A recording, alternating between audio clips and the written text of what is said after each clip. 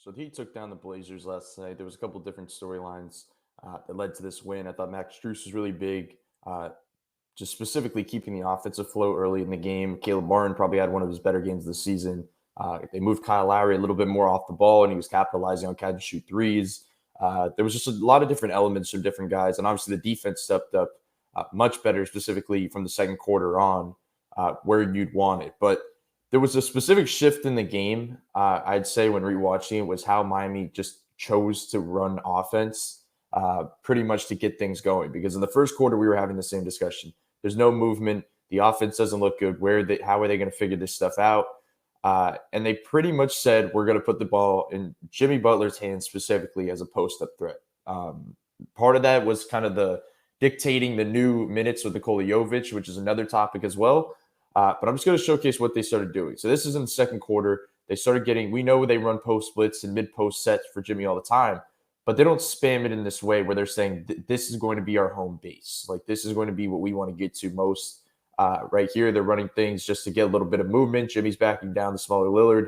As you see, they're going to have to help down off of Max Strus, and he just pulls up and he hits it. And like I said, he's the reason they kind of kept them afloat with those type of shots, just being ready, pulling up, being efficient. It changes things. And like I said before, this is the Nikola Jovic minutes. It means there's a little bit more spacing. I really like this lineup you're going to see right here with Jovic, Jimmy, and then you have obviously Kyle, Tyler, and Strus. Like Jimmy actually has four spaces around him. It makes it so much easier for him to attack, but it also makes it easier for him to play make when there's just not just that looming center just sitting right under the rim because they know that one guy can't shoot. So pretty much an inverted action right here with Jovic, which is something they could expand upon moving forward. Maybe they can give him some pick and roll reps just to play make a little bit. But it's a quick feed inside to Jimmy. You're going to see them start to move a little bit. He just gets inside. He ends up getting the foul on Winslow. Just pretty much being aggressive in that mid-post area to kind of spark some offense. So that was the second quarter. Now we're moving into the third quarter, and you're going to see where they took a few of those possessions and pretty much made it their offense in the second half, and this is where they pretty much took off. Right here, you're going to see Jimmy on that strong side over there.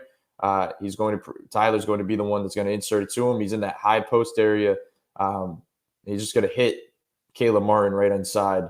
As I go back one more time just to showcase what the defense was thinking. Tyler looks like he's going to like set like a flare for Caleb to just shoot inside for maybe like a handoff from Jimmy. So he pretty much slips it. Caleb slips it, and it's just an easy bucket. Those are the post splits that we talk about that are just so important for Miami, especially when it's Jimmy running it and not Bam. Bam can be the weak side threat that can crash the boards, that can catch and playmakers score on the opposite side. When you're working it through Jimmy, it's just more comfortable and it's just better looking in general. Right here, he's screening for Tyler to come up off the top and trying to force a switch of some kind. They fight through. Now Tyler gets it. He's going to reverse the action, the Tyler Bam pick and roll. Like these are all elements you want. You want Jimmy screening for the smaller guys to force mismatches. Then you want to revert to a Tyler Hero Bam pick and roll. So this is the offense you want. Now he's going to come off of it. They're just kind of containing, hits Caleb. Now it ends up in the Jimmy post up. So now it's like right when he catches in that post up, all eyes go to him. It's like, okay, what's going to happen now? Because Jimmy can absolutely destroy us if they keep going to this. While he does that, he doesn't hold it for long as I go back and show it in real time.